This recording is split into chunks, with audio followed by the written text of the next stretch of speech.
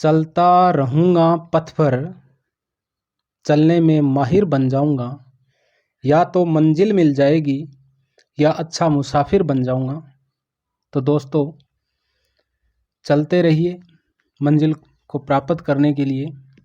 इससे पहले हमने 18 वीडियोज़ देखे हैं। अगर आपने नहीं देखे हैं तो प्लेलिस्ट में जाकर देख सकते हैं।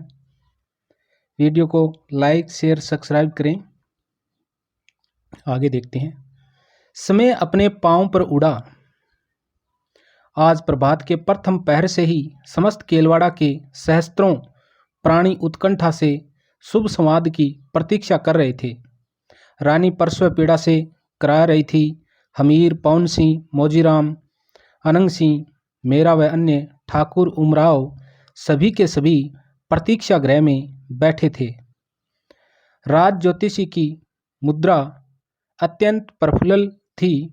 उसने भविष्यवाणी की थी कि राणा जी के पुत्र ही होगा। बच्चे शिशु के आगमन के पूर्व ही श्रवण चंदन काष्ठ का झूला आ गया था। राणा जी कक्ष में माता के मंदिर की लौ को खड़े खड़े निहार रहे थे। ब्राह्मण पुरोहित मंदिरों में मंत्रोच्चार कर रहे थे। सभी चित्तौड़ के भावी राणा के आगमन की प्रतीक्षा कर रहे थे। हमीर अपने निजी कक्ष में चहलकदमी कर रहा था। वह धोती पहने हुए था और उसका सभी अंग एक ढीले अंगरखे से समावृत था, यानी ढका हुआ था। उसके चेहरे पर बेचैनी थी, परंतु आंखों में औत्सुक के झलक रहा था। कभी कभी उसके मुख पर उल्लास की विची धावत हो जाती थी। एकाएक वर्डी दासी दौड़ी दौड़ी आई। उसके मुख पर अनगणित प्रफुल्ल लहरियां नाच रही थी। वह आनंद गदगद स्वर में बोली, राणा जी की जय, राणा जी की जय, आपके कुंवर हुआ है। कुंवर? हमीर प्रसन्नता के मारे पूरा बोल भी नहीं पाया। वह अवरुद्ध कंठ से रुकते रुकते बोला, खुशियां मनाओ। वर्डी की बड़ी बड़ी काली आंखें चमक उठी। उसकी दृष्टि हमीर के कंठहार पर थी। कंठहार के मोती छोटे छोटे जुगनुओं की भांति चमक रहे थे। राणा जी, मेरी बधाई, लो बधाई। और उसने अपने हाथ के स्वर्ण कंकण वर्डी को दे दिए। वर्डी हर्षोन्मत्त सी चिल्ला पड़ी, जुग जुग जियो राजकुमार, चिरंजीव हो कुंवर, जय राणा जी की। तत्पश्चात यह शुभ समाचार सर्वत्र फैल गया। केलवाड़ा के निवासियों में नवीन स्फूर्ति का संचार हो गया। अंतःपुर के भीतर और बाहर ढोलनियों और ढोलनियाँ व पुत्र जन्म के गीत गूंजने लगे।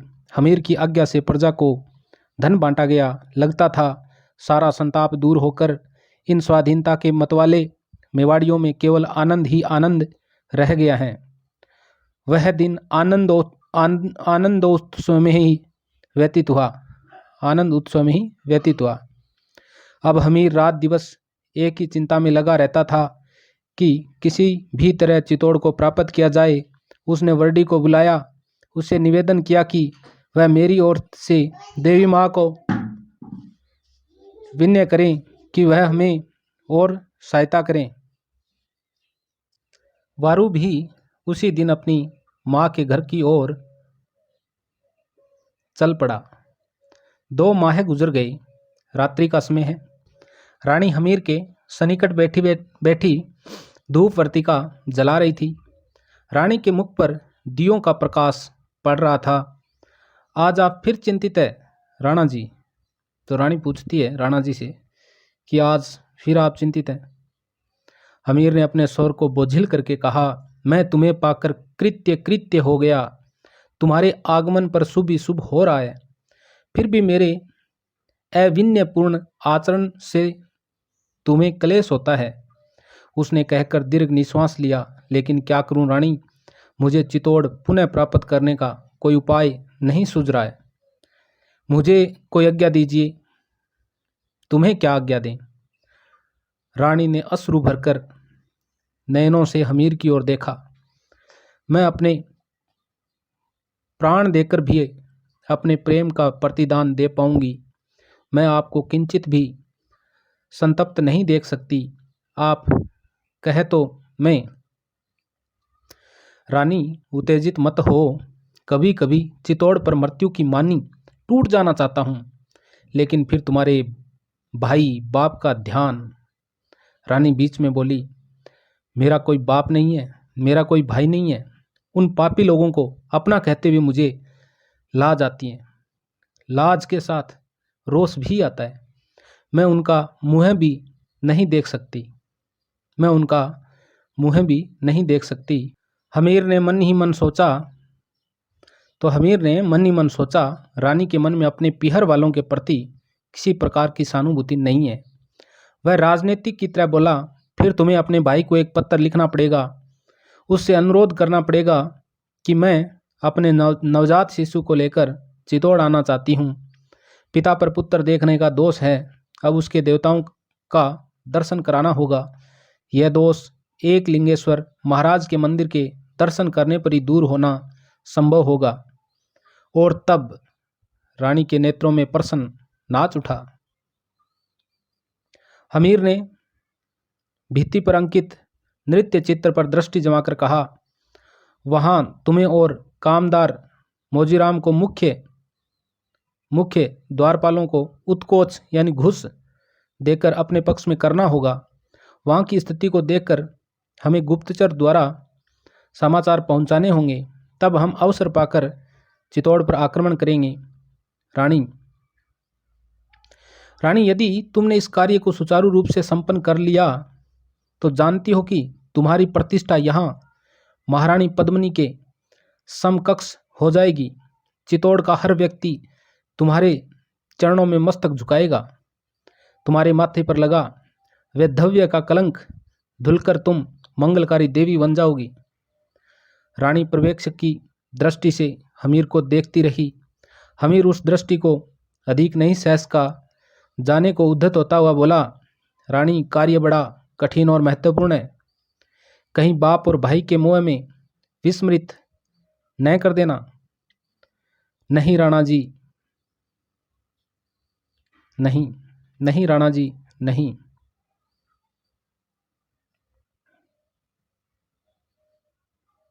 हमीर ने झपट कर रानी को आलिंगन में आबद्ध कर लिया, यानी आलिंगन में ले लिया। दूसरे ही दिन एक संदेशवाहक चित्तौड़ इस आशय का पत्र लेकर गया। हमीर और मोजीराम को पूरा विश्वास था कि जैसा इस बात को अस्वीकार नहीं करेगा। वे सभी लोग प्रजा में चित्तौड़ पर आक्रमण करने का प्रचार प्रसार करने लगे। अनंग सिंह इन दिनों अत्यंत उन्मत्त हुआ घूमता था। शस्त्रों का निर्माण घर घर जारी था। मेरा अपने भीलों को संगठित कर रहा था। जो गयती उनका सहयोग नहीं करते थे, उन पर देशद्रोह का अपराध लगा दिया जाता था और तब उसका सख्ती से दमन किया जाता था। चारों ओर मेवाड़ी वीरों में उत्साह नजर आ रहा था। वरवंडी ने 500 घोड़ों को हमीर को और सहायता दी। घोड़ों की हमीर को और सहायता दी। जैसा ने बहन का अनुरोध स्वीकार कर लिया। रानी ने विदाई ली। हमीर ने अंतिम बार रानी को एकांत में ले जाकर कहा, रानी, यह चाल हमारी अंतिम और अत्यंत महत्वपूर्ण चाल है। यह विपरीत पड़ गई तो तुम्हारा सारा सम्मान और मान समाप्त हो जाएगा। चित्तौड़ की प्रजा तुम्हें कलंकिनी और अपवित्र कहेगी। हमीर के अधरों पर कुटिल मुस्कान नाच उठी। पवन सिंह कह रहा था कि रानी कहीं भाइयों के स्नेह में दुर्बल न हो जाए और हमारी योजना का रहस्योद्घाटन न कर दे। देखो रानी, यदि तुम्हारे मन में यह विचार भी आया तो समझ लेना कि तुम्हारा इस संसार में कोई भी नहीं है। जिस अमीर ने समस्त मेवाड़ का विरोध सहकर तुम्हें अपने हृदय की सम्राज्ञी यानी रानी बनाए रखा, वह अमीर तुम्हारे रकत का प्यासा हो जाएगा, क्योंकि हमीर अपने व्यक्तिगत सुख से अधिक देश को समझता है। अपने प्राणों से अधिक उसे सारी प्रजा के प्राणों की चिंता है। रानी ने सिसक कर कहा, आखिरी सांस तक मैं आपकी हूँ, चित्तौड़ की हूँ। मुझे तुमसे ऐसी ही आशा थी।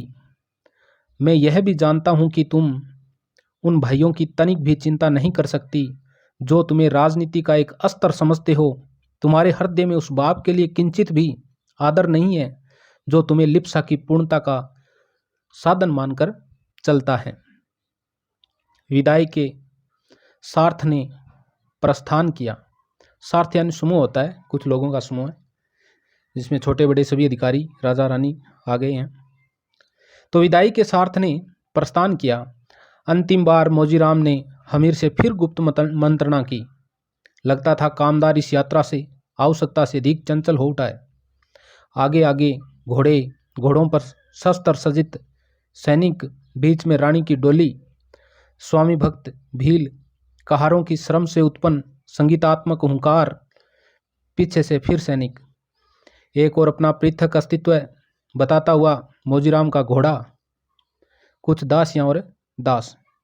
धीरे धीरे यह सार्थ पर्वत की वक्र विथियों, टेढ़ी मेढ़ी घाटियों में लोप हो गया। हमीर ने पवन सिंह से कहा, हमारी सफलता निश्चित है। मंत्रणा कक्ष में आज समस्त योद्धा एकत्रित थे। मंत्रणा कक्ष और मंत्रणा कक्ष में समस्त योद्धा एकत्रित हैं। चित्तौड़ से संदेशवाहक आया था। यह संदेशवाहक और कोई नहीं था, महान पराक्रमी पवन सिंह का पुत्र जैत सिंह था। उसने सारी उपस्थिति के मध्य खड़े होकर कहा, रानी ने अत्यंत कौशल से अपने भाइयों को अपनी ओर मिलाया, उन्हें यह विश्वास दिलाया कि वह अब यहाँ से कभी नहीं जाएगी, वह सदा सदा के लिए तुम लोगों के पास रहेगी।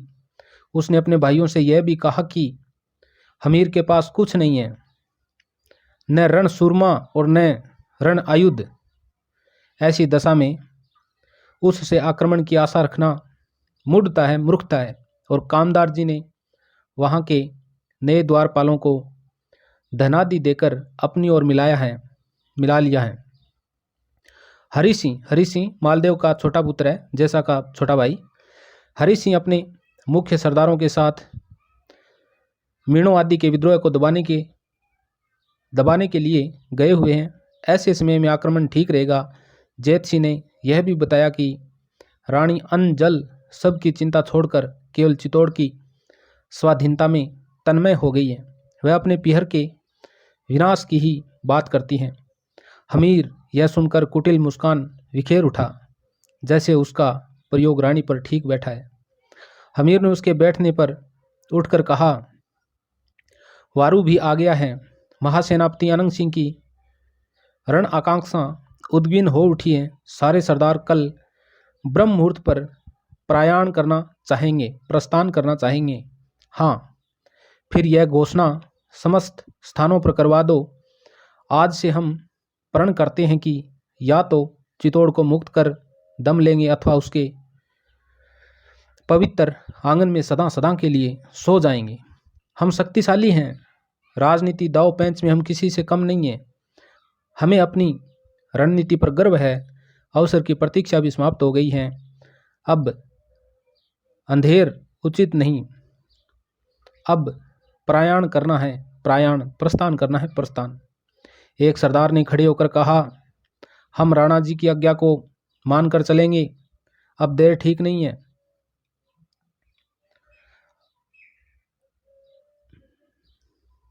अन्य लोगों ने भी आकर कहा, अभी से मैं अनंग सिंह जोश में आकर कहा, अनंग सिंह ने जोश में आकर कहा, अभी से मैं शाम दाम भेद नीति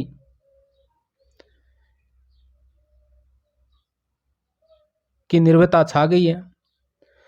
उसने अपनी खग की धार पर अपना अंगूठा लगाया। किसने? अनंग सिंह ने। एक पतली रकत धारा वह उठी। सभी ने अपने अपने मस्तक पर हमीर के खून का टीका लगाया और प्रायण की तैयारियां करने लगे। वह केलवाड़ा की अंतिम रात्रि थी। मंत्रणा कक्ष में तीव्र दीपक प्रज्वलित थे।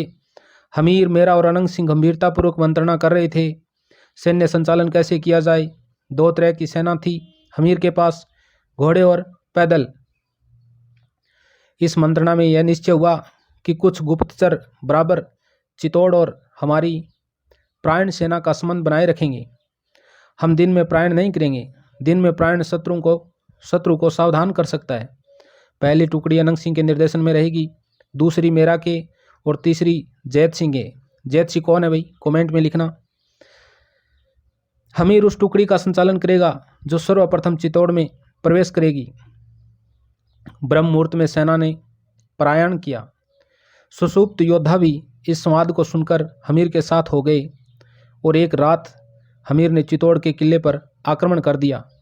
द्वारपाल उससे मिल चुके थे जैसा अकेला था, और चित्तौड़ के किले में जैसा अकेला था। हरि सिंह उसका छोटा भाई मीणाओं का दमन करने के लिए गया हुआ था और मालदेव जालौर में था। पाडनपोल के समीप बड़ा घमासान युद्ध हुआ।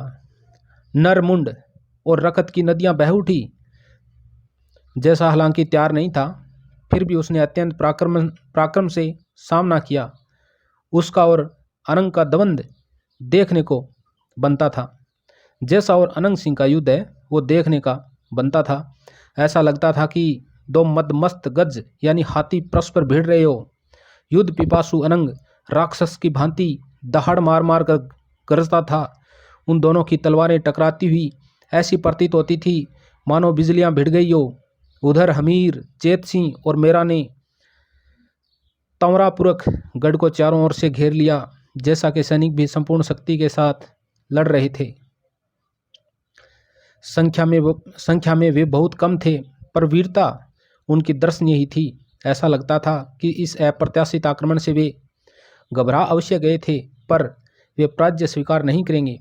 वे टुकड़े टुकड़े होकर टूट जाएंगे, पर झुकेंगे नहीं। रात बीत गई, दिन निकला। अनंग सिंह और जैसा दोनों लड़ते लड़ते टूट रहे थे। रकत भूमि का भयावना दृश्य मन में घृणा का संचार कर रहा था। अनंग सिंह की तलवार टूट गई थी, जैसा कि तलवार हाथ से छूट गई थी। तब दोनों आपस में बर्बर पशु की तरह भिड़ गए। उनकी भिड़ंत भयंकर थी।